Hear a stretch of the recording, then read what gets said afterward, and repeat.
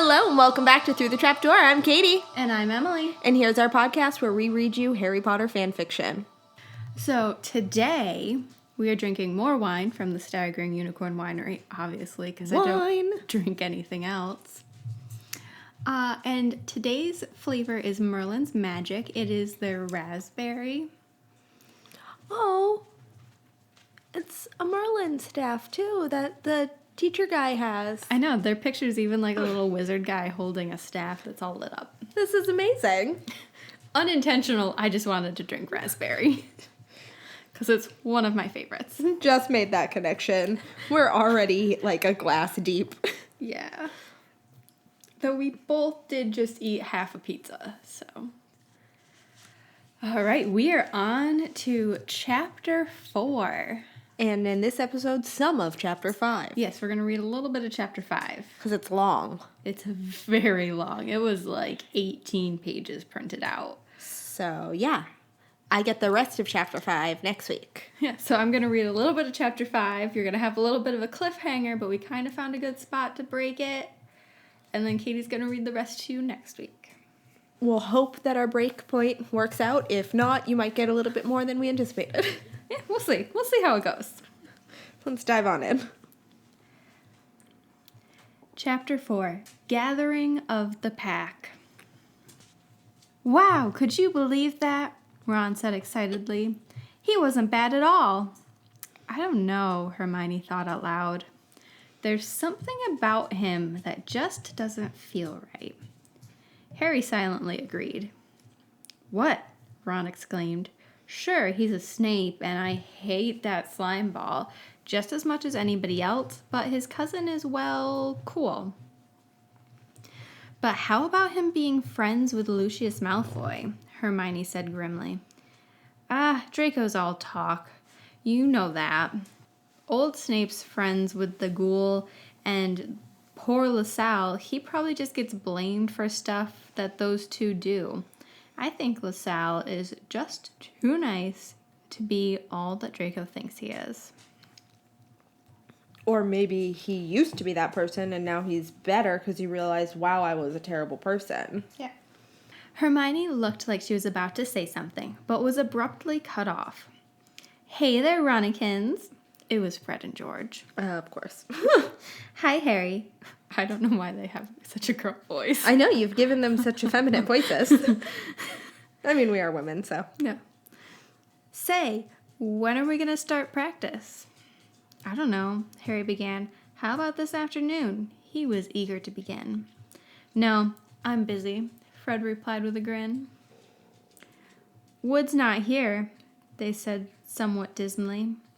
So we're going to need a new captain. Yeah, we're nominating you, informed George. Me? Harry hadn't been expecting this. But you two have been here longer. I'm only in my 5th year. Wood was captain in his 5th year, Fred pointed out. This was true, and the position of captain was enticing. Well, there's other members on our team. How about we meet first thing tomorrow morning and let the others decide? And I'm nominating you, Fred, Harry added. Saturday morning, Harry grabbed his firebolts and headed out to the Quidditch field before anybody else awoke. It seemed like forever since he had flown last, and he spent an hour flying around the Hogwarts grounds. The weather was cool, and mist hung low in the fields. Like some great monster afraid of the light, it crept slowly towards the Forbidden Forest as the sun rose. Hagrid was already out feeding some of his animals. Harry waved but didn't land. He was enjoying this time by himself and didn't want to disrupt it, even to speak with Hagrid. Why aren't all of the children who have their own brooms doing this? I would do it all the time. All of the time. Harry! 2 voices hailed him when the sun had climbed a little higher in the sky. It was Fred and George. He landed to greet them. They had come out with their brooms, and behind them Harry could see 3 girls approaching. Thought we'd get an early start on practice, said George. Merlin knows we need it after a whole year off. Why is it that they can only practice Quidditch on the Quidditch field? Like, remember the beginning of second year when they were, like, kicked off the Quidditch field because the Slytherins needed to practice? Right. You're telling me that you don't have just an extra quaffle laying around that you can just, like, toss about between you somewhere else on the massive grounds that are Hogwarts? That's what I was always thinking too. I'm like, what do you mean? Like, yeah, there's a Quidditch pitch. There's not a training field. You don't have training. Like, you just have your standard game set of balls. You don't have extra.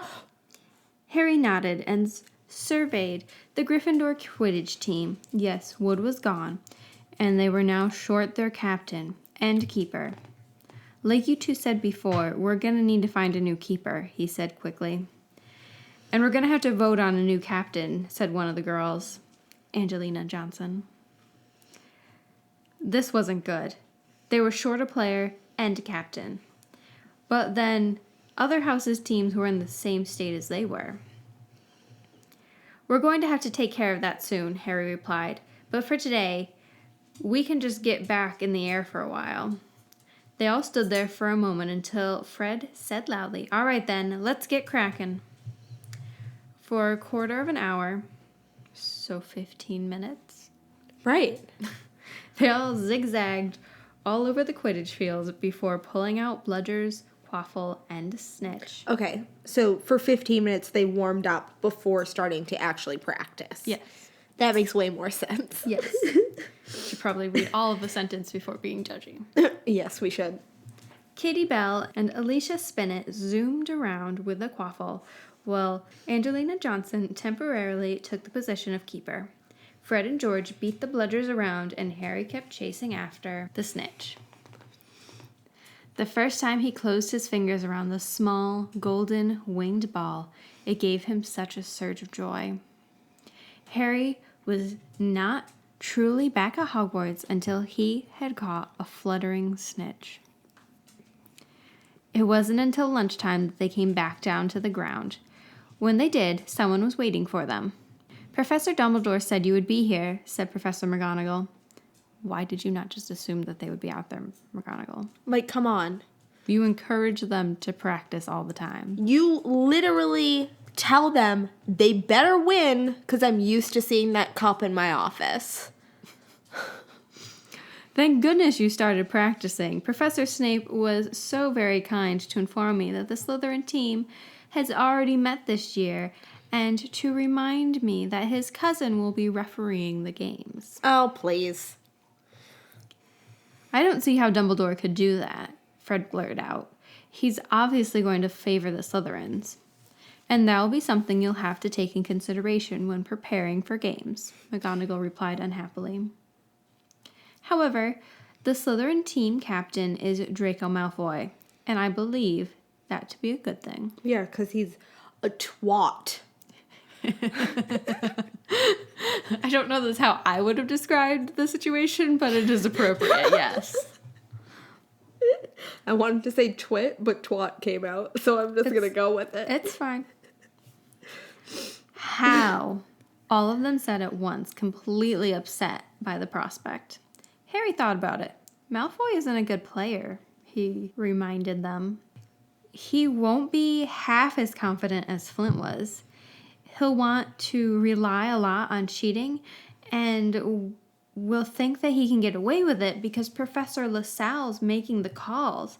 But after LaSalle's class, I don't think he'll stand for it much. I wouldn't get your hopes up, Mr. Potter, said McGonagall grimly. I usually never comment to students on fellow staff members. She never would, except for Umbridge, 100% of the time. And she didn't like Trelawney either, but would still defend her. Yep. She was just like, her magic's crack.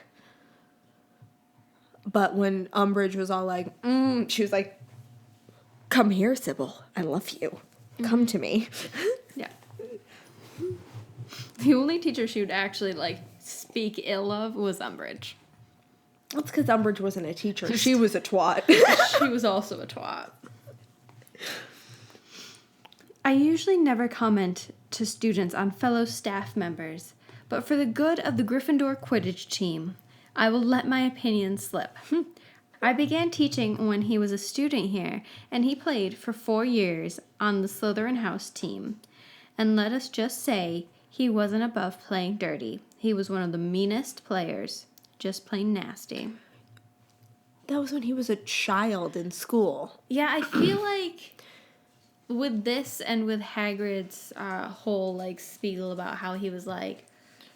I think he's a follower, is what it is. Yeah, I think that, like, he grew up in the Slytherin house, and, like, that's who his friends were, and, like, he didn't really branch out at all, and not that I feel like all Slytherins are like this, but, like, I feel like a lot of Slytherins, like, cheat to get what they want, and, like, they really, like, value getting what they want any way possible. They were taken aback by McGonagall's attitude. They'd never seen her talk this way about any professor, though she had on occasion hinted that she wasn't too fond of Snape, and she had said a thing or two about Professor Lockhart. They were all just staring at her. I forgot about Lockhart. We always forget about Lockhart. Now, I don't want any of you to say anything, McGonagall said quickly. I just wanted to give my house team some advice. I gave it to you in confidence, so don't embarrass me. Who is the new captain? They all looked at each other dumbly. Harry was about to say they were going to vote on it later when Fred and George blurted out, Potter is. By the look of surprise on Harry's face, McGonagall read that this was an impromptu decision. She looked over at the other team members. They all nodded in agreement. Harry, McGonagall said questioningly. Harry scanned his teammates. Duh, who else, Potter? George said loudly. Definitely not Fred or George, Elisa said, grinning. Both Fred and George frowned. Harry turned back to McGonagall and shrugged. I guess it's me. Good. Now you'll have to check with Professor Salazar about reserving the fields for practice times. And most importantly, we need a new keeper. Normally, I'd ask Madam Hooch, but since she's not here to give me suggestions from the second year in her Quidditch classes, I don't know. I wouldn't dare trust Professor Salazar to choose a member of our team for us, so you'll have to do searching on your own. Now, why don't you all go have lunch? Harry, you're to come with me. Dumbledore needs to speak with you. Why? Slightly bewildered, Harry left his teammates and followed Professor McGonagall into the castle. Upon reaching the top of the staircase, he immediately recognized one of the voices coming from Dumbledore's office. He hurried up the last few steps and flew to the door. McGonagall barely managed to grab onto his shoulder to keep him from entering. And when he saw all that was going on, he was glad she had stopped him. He had hid himself around the corner as McGonagall stepped in, but she had to wait to say anything. On one side of Dumbledore's office stood Sirius Black, whose voice it was Harry had heard. He was clean-shaven, his hair was under control, and he was wearing a ragged but clean pair of robes that looked awfully like belonging to the man standing next to him, Remus Lupin. He hadn't changed since Harry saw him last at the end of his 3rd year. Though he was standing near Sirius, he was leaving some distance, the reason being quite obvious. Professor Snape was on the other side of the room, wand out, looking daggers back at Sirius. Professor LaSalle was at his side, but was leaving about the same amount of distance between him and his cousin as Lupin was of Sirius. If curses began to fly, neither LaSalle nor Lupin looked the least bit interested in getting in the way. Dumbledore was standing between them with his arms crossed, a very brave place to be in Harry's opinion. Yeah, not really for Dumbledore. Neither of them are going to do anything. Yeah, no, neither of them will attack Dumbledore. I have no real decision in this matter, Snape exclaimed Black. He's right, Severus, LaSalle began but was cut off. No, Salazar, you won't, Snape said firmly.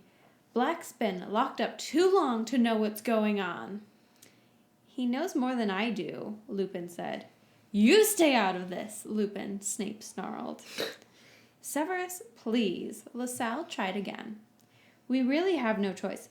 You will not, Snape said in such a cold voice as Harry had ever thought possible. Don't you say what I can and cannot do, LaSalle argued in a tone rivaling Severus's. Something needs to be done about Fudge. Sirius broke in. It's obvious that but you're not going to have Salazar do that. And since when did you just take this over? You messed things up enough that you have to be in hiding now. Just shut up and hide. Watch it, Snape, Sirius said in a low growl. What's that supposed to mean? Snape returned. Don't you dare threaten me. No one threatens me. Severus, stop it. LaSalle stepped out in front of his cousin, a position that Harry definitely would not do. Except you definitely do it. Granted, this book, the 5th book's not released yet, where you legitimately step in between everyone arguing, but okay. That is someplace that Harry would stand. Because he's also got a weird hero's complex. He really does. Salazar, you're to stay out of this. You don't know what's at stake. And Snape pushed LaSalle aside. Harry wondered when Dumbledore was going to step forward and stop them before one of them got blasted away. LaSalle's face became livid. I don't know what's at stake. If anyone here doesn't know what's at stake, it's you. I've been to Azkaban. So has Black. I know what I'm up against. This is my decision, and I am not 15 years old anymore. I can make my own decisions. Don't you dare treat me as a little brother. I'm giving you advice, Salazar. Snape's jaw twitched. I'm surprised that you'd take Black's advice over mine. It's not like yours ever did me any good, LaSalle shot back chillingly. Oh, snap. Getting sassy up in here. For a brief moment, Harry could have sworn that a hurt look crossed Snape's face. Perhaps I ought to start listening to Sirius, LaSalle said in a whisper. Snape's face again became angry. Watch what you say. Or what? LaSalle said defiantly. I've learned a hell of a lot since the last time we fought. I dare you to try. But I'd be careful. Your daddy's not here to fix your nose. Savage. I love him. Snape's fingers curled tighter around his wand. It was then that Harry noticed LaSalle's staff. Professor LaSalle was gripping the shiny, black, twisted wood so tightly that his knuckles were white. The stone, gripped in the carved talons, was no longer blue, but green, and it was slowly growing in brightness. LaSalle, Dumbledore said softly. He looked up at the glowing green stone, then at LaSalle, and shook his head. This made LaSalle back down, and he stepped back and stared at the floor while everyone in the room looked at the staff. Our disagreements are only the victories for Voldemort, said Dumbledore sadly. Before we talk on this again, I want all 4 of you to put the past behind you and find some common ground. If you don't, we will not have a strong enough force to contend with what lays ahead. Ah, Minerva, he said, finally turning to McGonagall. Did you bring Harry? Yes, Harry, come in. Dumbledore, king of segues. Harry cautiously stepped into the room. Snape gave him a disdainful look and stormed from the room. LaSalle turned to go, the stone in his staff back to blue, but he said to Dumbledore, I'm sorry, Headmaster. I suppose I'll have to go control. Salazar, why don't you go prepare a room for Remus and Sirius? I thought the best place to hide them would be in your and Severus's apartment, since it's rather removed from the rest of the staff's quarters. And I'll inform the house elves not to bother you this year. Harry noticed that Dumbledore's tone was very different from what he was used to. Whatever LaSalle had done, it had made him very angry. Yeah. I was going to say, do you have a comment on what just happened? I'm excited to see where this goes. All 4 of them are going to live together. In one apartment on the house. Oh, we didn't include that in our rant about the size of Hogwarts. Clearly, every staff member has living quarters. Yes. That clearly, like, has, like, a living room office, a living room and an office, and a sleeping section, so. Yes. Professor LaSalle seemed to sense this and left the room submissively silent. Sirius and Lupin threw Dumbledore a look of concern. He's trying. We must give LaSalle time. Dumbledore's voice had that wizened, fatherly tone again. His heart's in the right place, but he's having to battle his training. He didn't learn magic like you or I, and having to unlearn something is far more difficult than just having to learn. He just needs a little guidance and reminding now and then. Snape isn't helping any, Lupin commented. He is. They argue because they're cousins. More like brothers.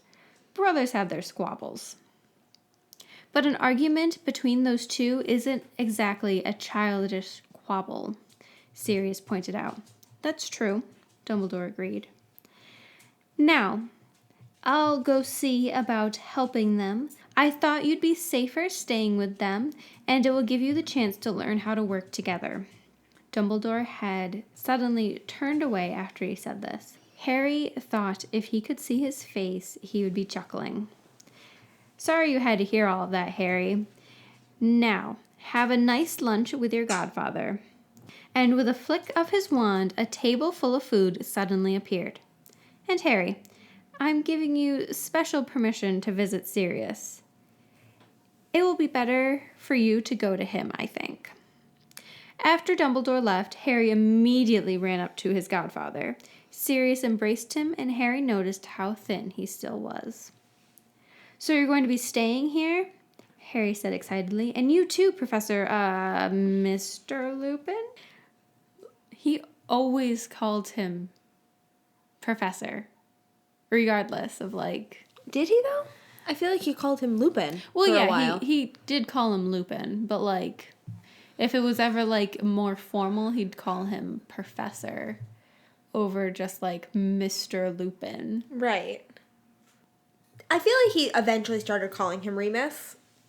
Yeah, it was, like, right at the end. Right. Lupin gave a warm smile. And it's good to see you again, Harry. He still looked tired. That food looks good, and I'm a bit hungry. Harry and Sirius followed Lupin over to the table. The dishes were the same as the ones used in the Great Hall, and Harry wondered how Dumbledore had made a whole table of food suddenly appear from the kitchens. He's Dumbledore. That's how he did it. Dumbledore. Also, house elves. There's probably like a headmaster table that he can just summon at any moment. Mm-hmm. All right. How was your summer? Sirius asked as they began to dig in. Nothing new. The Dursleys still hate me, but for the most part, they let me alone this summer as long as I didn't bother them or look suspicious in front of the neighbors. I got to spend the last few weeks over at my friend Ron Weasley's. The Weasleys are a good family. You chose your friends well, Harry. Harry looked over at Lupin, who was helping himself to a second serving of potatoes. It's a shame you're not teaching. You're still the best defense against the dark arts professor we've ever had. Lupin smiled. I wish I could come back and teach, but I've got more important things to do now. What is Dumbledore having you two do? Harry asked. Sirius and Lupin looked across the table at one another. Sirius cleared his throat. Not many people will admit that Voldemort is back. Remus and I, for the most part, have been lying low. Fudge seems to make the Ministry think I'm more of a threat than Voldemort right now. We're keeping an eye on his followers, old and new. Snape used to be a spy. Harry had decided to ask something that had been on his mind all summer. Is he working as one of us again? Has he gone back to Voldemort? Where did you hear about that? Lupin asked. From Dumbledore, Harry replied, which was only part of the truth. Sirius had to clear his throat again. Snape is returning. Both he and Salazar will be working undercover for us as they did before. But Voldemort may kill him. Harry suddenly felt concerned. Concerned about Snape. They've already gone back to him over the summer. They knew it was a possibility, so they went back together. I remember, though, it was a painful memory for Harry, but he had to bring it up. When Voldemort, last spring, during the Triwizard Tournament, when he called the Death Eaters, there were 2 missing. I'm guessing they were Karkaroff and Snape. Voldemort called the one a coward and said that he was going to make him pay. The other one, he said, was gone from him forever and that he would kill him. For a moment, Sirius and Lupin stared at one another. Harry, Sirius said quietly, some Death Eaters killed Karkaroff over the summer. Have you told this detail to Dumbledore? I don't remember, Harry replied truthfully. Snape deserves to know this, said Lupin. Sirius nodded in agreement. We may not have the inside information after all, he said solemnly, looking at Harry. Karkaroff was most likely the one whom he intended to kill. What did he say he was going to do to the other? Just make him pay, Harry answered. That doesn't sound good. Snape may need to pull out. But nothing was said about Salazar. And, well, Salazar, I believe, had some power in Voldemort's little circle, Lupin began. He may be able to save Snape from that punishment. It will have to be their call, Sirius said quietly. It's their necks. Was Salazar a Death Eater? Harry asked. Sirius and Lupin exchanged looks. Not exactly, Lupin said slowly. Harry, Salazar Snape. Sirius seemed to be fumbling what to say. I don't know for sure, but there are many that say he was an apprentice to Voldemort. Him having the Staff of Ornkeys seems to surely make it look that way, Lupin added. And he left school after his 5th year. There was no other incident of Voldemort accepting an underage wizard into his circle. There's also the way Fudge acts around him. Fudge was instrumental in the decision to throw him into Azkaban when he brought himself to the Ministry, Sirius said sharply. Fudge tends to like to make rash judgments, then throw people to the Dementors. No one bothered to comment on this. Harry felt uncomfortable with the gloom that had settled from this. So you're staying here at Hogwarts? He said, attempting to brighten the conversation. Yes, I am. Sirius actually smiled. Dumbledore said I could come and see you. Just step through the mirror in the front hall, Lupin explained, and try not to let too many professors see you. All right, this is the beginning of Chapter 5. Neville's Plight. Harry couldn't help but feel slightly proud of being the new captain for the Gryffindor Quidditch team. However, it was not all rewards. He suddenly found himself with a new load of responsibility. Coupled with the owls, in the spring, the year looked like it would be a difficult one. The first problem he encountered was finding a new player to take Wood's place before the next game. So that evening, after practice, he made a poster and hung it in the Gryffindor common room, asking for anyone who wished to try out to come to the field Saturday. Naturally, it caused a great stir, and many interrupted Harry while he attempted to finish his homework. You've never really seen me fly, have you, Harry? Ron broke out on Thursday evening. I'm going to try. Do you think I should?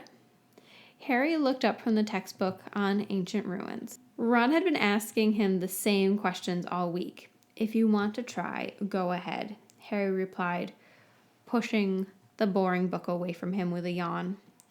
I'm going to go out on the field on Saturday and see who plays Quidditch the best as a keeper. That's what we need right now.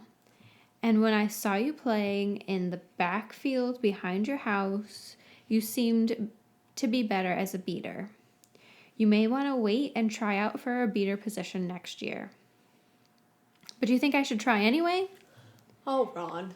Hermione let out an irritable sigh. Probably sounded a lot like what Katie just did.